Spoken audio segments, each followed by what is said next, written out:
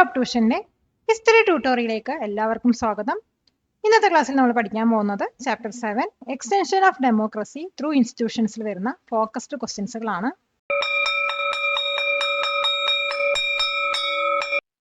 Question: what is the tenure of the members of the election commission of India?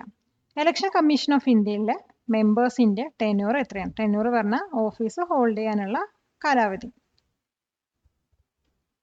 അപ്പോൾ election കമ്മീഷനിൽ മെമ്പേഴ്സിന് 6 years of tenure ആണ് ഉള്ളത്. അല്ലെങ്കിൽ അവർക്കൊരു 65 ഇയേഴ്സ് ഓഫ് ഏജ് ആവുന്നത് വരെ അവർക്ക് അവരുടെ ഓഫീസ് ഹോൾഡ് ചെയ്ത് വെക്കാൻ പറ്റും. ഈ ഒരു ലോങ്ങും സെക്യൂർ ആയിട്ടുള്ള ടെന്യൂർ വന്നിട്ട് അവർക്ക് ഇൻഡിപെൻഡൻ്റ് ആയിട്ട് ഫങ്ഷൻ ചെയ്യാൻ ഹെൽപ്പ് ചെയ്യുന്നു. അപ്പോൾ ഇതിൻ്റെ ആൻസർ നമുക്ക് എങ്ങനെ എഴുതാൻ നോക്കാം. The members of the election commission have a tenure of 6 years or they hold office until they attain the age of 65 years, whichever is earlier. This long and secure tenure helps them function independently. Question: what does the Representation of People Act 1951 deal with? Representation of People Act 1951 എന്തുമായിട്ടാണ് deal ചെയ്യുന്നത്? Representation of People Act 1951 പാർലമെന്റിലോട്ടും അതുപോലെ state ലെജിസ്ലേച്ചേഴ്സിനുമുള്ള ഇലക്ഷൻസിന്റെ actual conduct ആണ് provide ചെയ്യുന്നത്. അതുമാത്രമല്ല ഓരോ മെമ്പേഴ്സിന്റെ ക്വാളിഫിക്കേഷൻസും അതുപോലെ തന്നെ ഡിസ്ക്വാളിഫിക്കേഷൻസും ഇത് deal ചെയ്യുന്നുണ്ട്. പിന്നെ വന്നിട്ട് പൊളിറ്റിക്കൽ പാർട്ടീസിന്റെ രജിസ്ട്രേഷനുള്ള റൂൾസും ഇതിനകത്താണ് സ്പെസിഫൈ ചെയ്യുന്നത്. പിന്നെ വന്നിട്ട് ഇലക്ഷനുമായി റിലേറ്റഡ് ആയിട്ടുള്ള ഒഫൻസസും അതുപോലെ തന്നെ കറക്റ്റ് പ്രാക്ടീസസ് ഒക്കെ ഈ ഒരു ആക്ടിനകത്ത് ഡിഫൈൻ ചെയ്യുന്നുണ്ട്. അപ്പോൾ ഇതിന്റെ ആൻസർ നമുക്ക് എങ്ങനെ എഴുതാൻ നോക്കാം. This act provides for the actual conduct of elections to the parliament and state legislatures. It deals with the qualifications and disqualifications of members. It also specifies the rules for the registration of political parties. The act defines corrupt practices and other offences related to elections. Question: who was the first Chief Election Commissioner of India? ഇന്ത്യയിലെ first chief election commissioner ആരായിരുന്നു? ഇന്ത്യയിലെ first chief election commissioner വന്നിട്ട് സുകുമാർ സെൻ ആയിരുന്നു. അപ്പം ഇദ്ദേഹം വന്നിട്ട് ഇന്ത്യയിൽ 1951-52 first general election conduct ചെയ്തതിൽ വളരെ ഇമ്പോർട്ടൻ്റ് ആയിട്ടുള്ള റോള് തന്നെ പ്ലേ ചെയ്തിട്ടുണ്ട്. അപ്പം എൻ്റെ ആൻസർ നമുക്ക് എങ്ങനെ എഴുതാൻ നോക്കാം. The first chief election commissioner of India was Sukumar Sen. He played a crucial role in conducting the first general elections in India in 1951-52.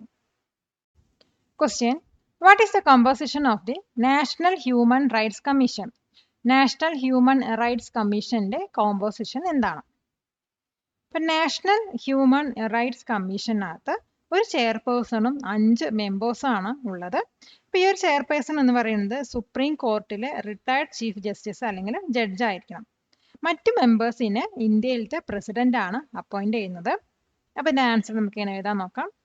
The NHRC consist of A chairperson and 5 other members. The chairperson must be a retired chief justice or judge of the Supreme Court. The members are appointed by the President of India. കൊടുക്കും തോറും ഏറിടും വിദ്യ തന്നെ മഹാധനം. ഈ video ഉപകാരപ്പെട്ടുവെങ്കിൽ share ചെയ്യൂ, like ചെയ്യൂ. Question: when did the Kerala State Human Rights Commission come into existence? എപ്പോഴാണ് Kerala state human rights commission എക്സിസ്റ്റൻസിൽ വന്നത്?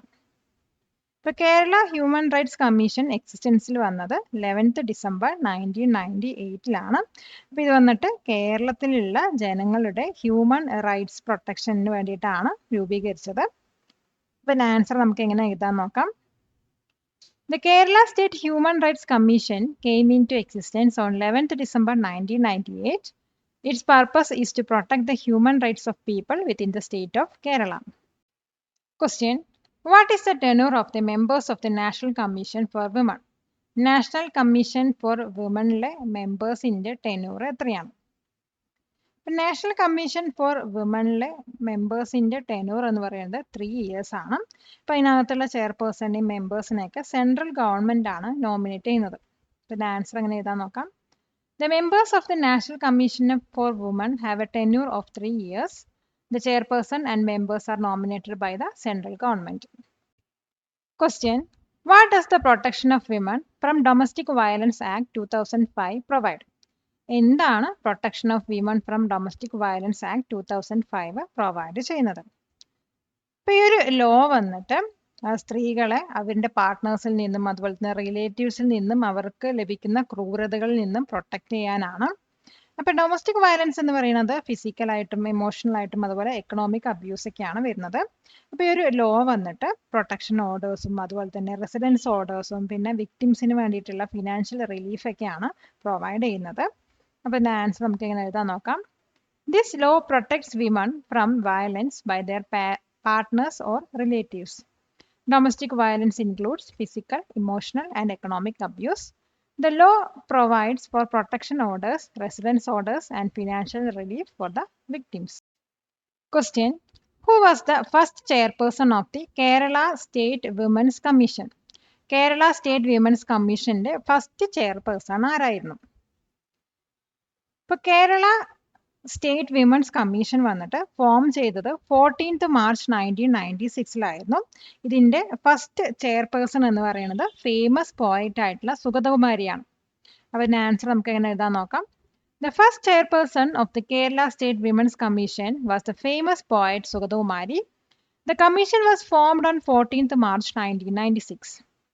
Join Top Tuition Center today to achieve excellent success through small batch-sized tuition classes for high school students. Question: What is the term of office for members of the National Commission for Minorities? National Commission for Minorities-ലെ മെമ്പേഴ്സിന്റെ term of office എത്രയായിരുന്നു? ഇപ്പൊ national commission for മൈനോറിറ്റീസിലെ മെമ്പേഴ്സിന്റെ term എന്ന് പറയുന്നത് 3 years ആണ്. അപ്പൊ ഇവരെ നോമിനേറ്റ് ചെയ്യുന്നത് സെൻട്രൽ ഗവൺമെന്റ് ആണ്, അതുപോലെ ഇവരെ അപ്പോയിന്റ് ചെയ്യുന്നത് പ്രസിഡന്റ് ആണ്. പിന്നെ ആൻസർ എങ്ങനെ എഴുതാൻ നോക്കാം. The members of the National Commission for Minorities have a term of 3 years. They are nominated by the central government and appointed by the president.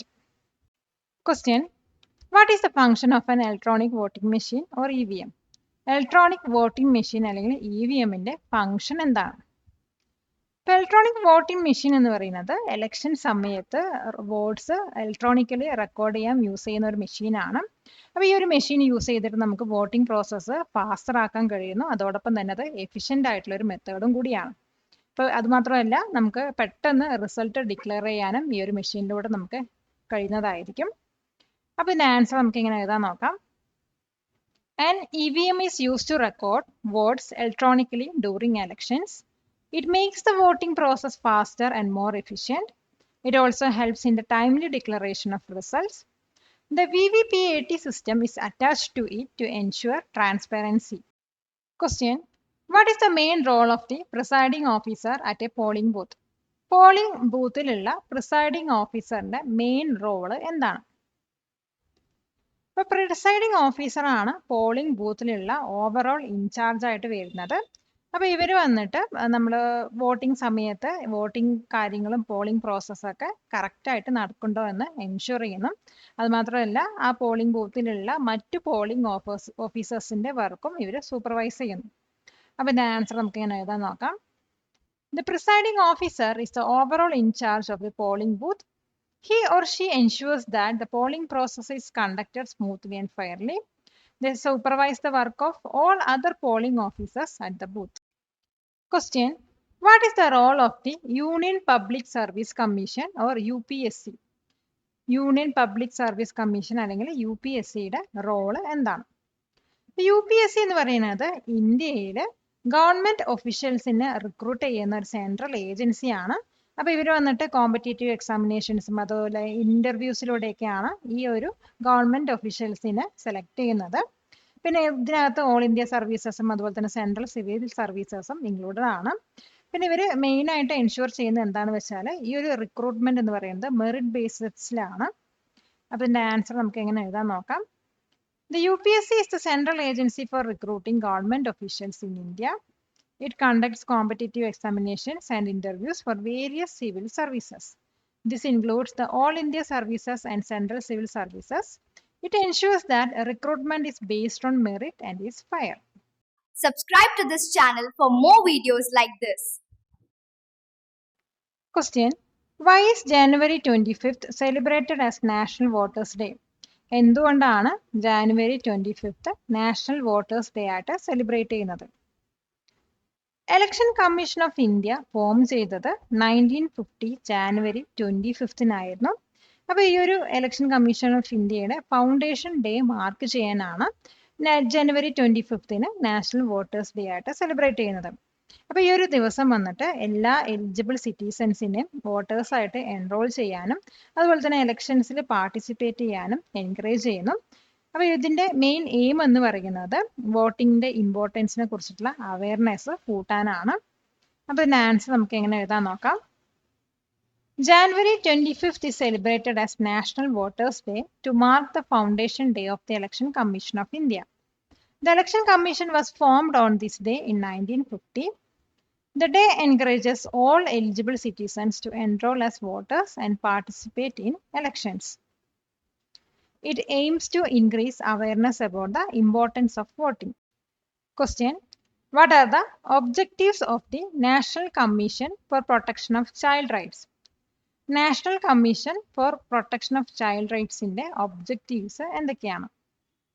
അപ്പോൾ ഈ ഒരു കമ്മീഷൻ മെയിനായിട്ട് എയിം ചെയ്യുന്നത് രാജ്യത്തുള്ള എല്ലാ കുട്ടികളുടെയും റൈറ്റ്സ് പ്രൊട്ടക്റ്റ് ചെയ്യുക എന്നാണ്. അതുമാത്രമല്ല ഈ കുട്ടികൾക്കുള്ള പ്രോപ്പർ എഡ്യൂക്കേഷനും ഹെൽത്തും കെയറും ഒക്കെ ഇതിനകത്ത് എൻഷുർ ചെയ്യുന്നുണ്ട്. പിന്നെ ചിൽഡ്രൻസിന് വെൽഫെയറും ജസ്റ്റിസും ഈ ഒരു കമ്മീഷൻ എൻഷുർ ചെയ്യുന്നുണ്ട്. ഈ ഒരു കമ്മീഷൻ വന്നിട്ട് ministry of woman and child ഡെവലപ്മെൻറ്റിൻ്റെ അണ്ടറിലാണ് ഫങ്ഷൻ ചെയ്യുന്നത്. അപ്പോൾ ഇതിൻ്റെ ആൻസർ നമുക്ക് എങ്ങനെ എഴുതാൻ നോക്കാം. The commission aims to protect the rights of all children in the country. It works to ensure their proper education, health and care. It also looks into matters of child welfare and justice. The commission functions under the ministry of woman and child development. Question: what is the main responsibility of the state election commission? State election കമ്മീഷന്റെ main responsibility എന്താണ്? State election commission വന്നിട്ട് local self ഗവൺമെന്റ്സിലേക്കുള്ള elections ആണ് conduct ചെയ്യുന്നത്. അപ്പോൾ ഇതിനകത്ത് panchayat, മുനിസിപ്പാലിറ്റീസിലേക്കുള്ള elections ആണ് include ആവുന്നത്. Local ലെവലിലുള്ള എൻറ്റയർ എലക്ഷൻ പ്രോസസ്സ് സൂപ്പർവൈസ് ചെയ്യുന്നതും കൺട്രോൾ ചെയ്യുന്നതും സ്റ്റേറ്റ് ഇലക്ഷൻ കമ്മീഷനാണ്. അപ്പോൾ ഇതിൻ്റെ ആൻസർ നമുക്ക് എങ്ങനെ എഴുതാൻ നോക്കാം. The State Election Commission is responsible for conducting elections to local self-governments. This includes election for panchayats and municipalities. It prepares the voters list for these local body elections.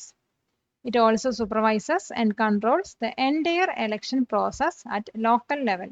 Palakkad നിവാസികളെ ഞങ്ങളുടെ class room ട്യൂഷനിലേക്ക് സ്വാഗതം ചെയ്യുന്നു. മറ്റൊരു വീഡിയോയുമായി വീണ്ടും കാണാം.